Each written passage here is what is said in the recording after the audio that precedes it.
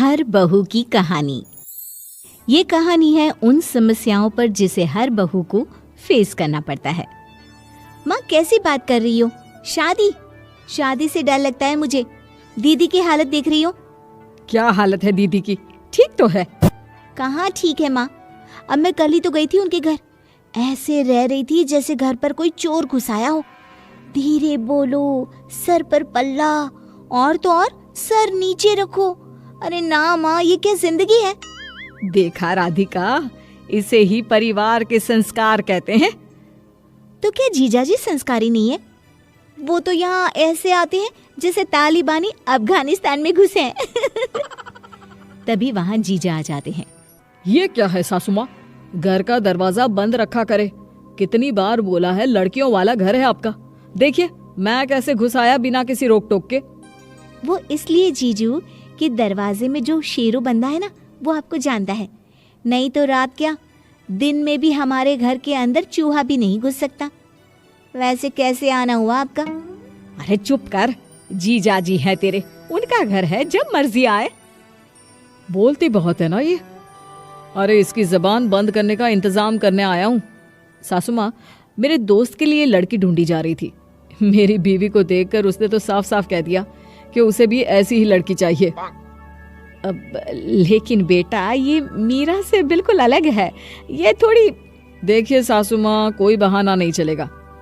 लड़का बहुत अच्छा है, मेरे बचपन का दोस्त है, और इसीलिए मैं शादी तय कर रहा हूँ। अच्छा चलता हूँ, फिर मिलते हैं। जीजा वहाँ से चला जाता है। अगले रोज वो अपने दोस्त की फैमिली के साथ आता है।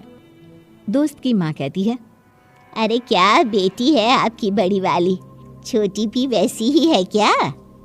हाँ, वो क्या है ना, फैक्ट्री एक है तो प्रोडक्ट भी तो एक जैसा ही होगा ना। मजाकिया है, लेकिन है बहुत अच्छी। अच्छा, ऐसा क्या अच्छा कर दिया जीजा हम लोगों ने आपके साथ? देखिए मैं साफ साफ कह देती हूँ, अगर आप लोगों को दीदी की तरह की लड़की चाहिए तो मैं वैसे बिल्कुल भी नहीं हूँ। आप किसी और से शादी कर लीजिए, क्योंकि मैं खुले विचारों की लड़की हूँ। मेरा मानना है कि भगवान ने एक जिंदगी दी है तो खुलकर जियो। अरे क्यों उसे घूंघट और घर की चार दीवारी में खत्म कर दो। राधिका की बात से जीजा का दोस्त इम्प्रेस हो जाता है, लेकिन उसकी माँ, देखो बेटी, हम लोगों को तो घरेलू और सास ससुर की इज्जत करके रहने वाली बहू चाहिए, ना कि खुले विचारों वाली। तो ये रिश्ता हम लोगों को तो समझ में नहीं आया, इजाजत दे। सभी लोग खड़े हो जाते हैं कि लड़का बोल पड़ता है, अरे बैठो ना माँ, कैसी बात कर रही हो? राधिका सही तो कह रही है, मुझे भी बीवी चाहिए, कोई नौकरानी या गूंगी गुड़िया नहीं। बस फिर क्या था, राधिका को भी लड़का ठीक लगता है। लेकिन यहाँ से शुरू हो जाती है एक टकराव की कहानी, सास और बहू की। और फिर कहते हैं ना, मियाँ बीवी राजी तो क्या करेगा काजी। शादी तो हो जाती है, लेकिन शादी के बाद नई जगह नींद कितनी जल्दी खुल जाती है ना। देखो तो वक्त क्या हो रहा है। अरे अभी तो 5 ही बज रहे हैं, चलो थोड़ा सो लेती हूँ। तभी सास की आवाज आती है, बहू, अरे ओ बहू, नहाकर कमरे से बाहर आ जाओ, जोत बत्ती का वक्त हो गया है। हे भगवान, इतनी सुबह उठना है? पहला दिन है, आज कर लेती हूँ, कल से बात कर लूंगी कि मैं इतनी जल्दी नहीं उठ सकती। नहा धोकर वो बाहर आती है कि ससुर बैठे होते हैं। सर पर पल्ला रख ले बेटा, ससुर बैठे हैं। कौन कहता है कि सास माँ और ससुर पिता होते हैं? अरे कभी किसी बेटी ने पिता से पर्दा किया है क्या? हे भगवान, रजत उठे तो बात करती हूँ। पूजा पाठ के बाद सास किचन में जाती है। माँ जी, क्या बनाना है? देख, सब्जी मैं बना देती हूँ। वो क्या है ना, तेरे हाथ की तो सब्जी कोई खाएगा नहीं, क्योंकि किसी को पसंद ही नहीं आएगी। राधिका का मन तो करता है कि जवाब दे दे कि खाना मैं भी अच्छा बनाना जानती हूँ, लेकिन ये घर नहीं, ससुराल है, और ससुराल की कहानी तो अलग ही होती है ना।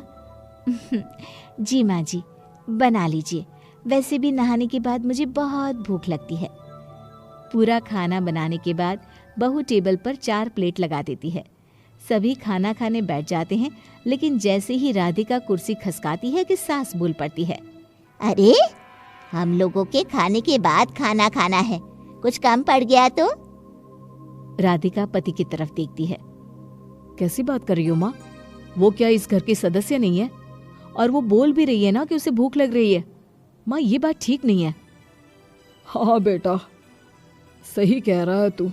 बैठ बहू, खाना सब साथ में खाएंगे। राधिका बैठ जाती है। सास कुछ नहीं कहती, लेकिन सबके जाने के बाद राधिका जब कमरे में आराम करने जाती है तो सास की आवाज आती है जो फोन पर बात कर रही होती है। अरे देख ले, क्या जमाना आ गया है। अरे जो बेटा कल तक हाँ माँ तू सही है, हाँ माँ तू सही है किया करता था, अब बहू के सामने कहता है क्या माँ कैसी बात कर रही है। हे भगवान, ये लड़की ना मुझे पहले दिन से ही पसंद नहीं थी। आधी बात बता रही है, ये पूरी बात क्यों नहीं बताती कि क्यों बेटे ने ऐसा बोला। अरे बहू को बहू नहीं कुत्ता समझा है जो सबके खाने के बाद खाना खाएगी। अरे मायके में तो मुझे सबसे पहले खिलाया जाता था। चल रखती हूँ, महारानी को याद दिलाऊं कि दिन में खाना भी खाना होता है, वरना ये तो सोती रहेगी। सास की आवाज राधिका सुन चुकी थी।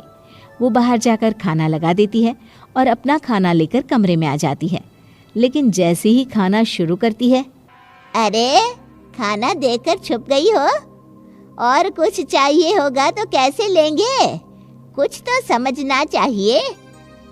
हाँ माँ, मैंने रसोई में ताला लगा दिया है ना, जो कैसे लेंगे आप। राधिका जाकर सास के सामने सारा खाना रख देती है और फिर कमरे में आ जाती है।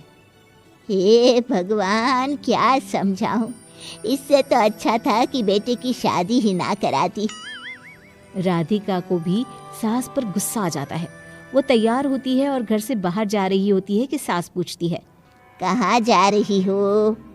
कुछ पूछना है कि बस हाथ हिलाकर निकल जाओगी हैं? ससुराल है तेरे बाप का, घर नहीं। पता है, इतने दिनों से यही तो पता चल रहा है कि ये ससुराल है और मैं किसी और दुनिया का प्राणी। अरे नहीं रहना मुझे यहाँ। क्या हालत बना दी है एक ही हफ्ते में मेरी। क्या हालत बना दी है, हैं? इंसानों वाला ही तो काम करवा रही हूँ और हर बहू करती है ये काम। हाँ, लेकिन क्या बहू इंसान नहीं होती? अरे जो कल तक सुबह 9 बजे उठती थी वो एक ही दिन में 5 बजे उठने लगे। जो कल तक माँ के पीछे खाने के लिए रोती थी वो सबके खाने के बाद आखिर में खाना खाए। जो कल तक हाफ पैंट टी शर्ट पहनकर लेटी रहती थी वो एक ही दिन में सर पर पल्ला लेकर पूरे घर का काम करे।